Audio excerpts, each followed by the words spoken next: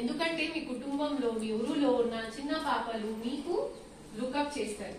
ఆ అక్క ఎలా చేసింది నేను కూడా చేస్తా, ఆ అక్క కేజీబీవీకి వెళ్ళింది నేను కూడా వెళ్తా, ఆ అక్క ఇంజనీర్ అయింది నేను కూడా అవుతా. So what you do is being watched by people in your village. So that's why study well, do well.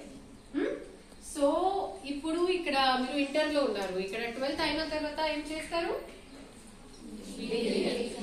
Degree exam. దీని తర్వాత డిగ్రీ అయిన తర్వాత జాబ్. ఇంకా ఎంతమంది పీజీ చేస్తారు డిగ్రీ తర్వాత పోస్ట్ గ్రాడ్యుయేషన్?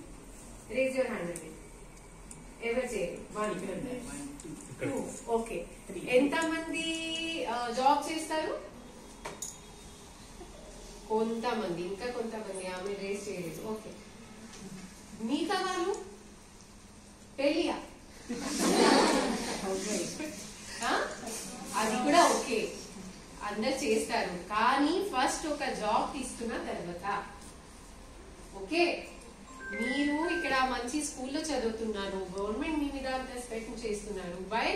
సో దట్ మీరు ఇండిపెండెంట్ గా అయిపోవాలి. ఇండిపెండెంట్ అంటే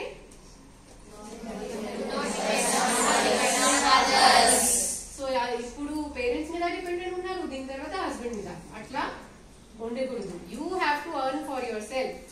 ఓకే అమ్మా? మీరు హ్యాండ్ రేస్ చేయలేదు ఎందుకంటే డాక్టర్ ఈజ్ ఆల్సో జాబ్.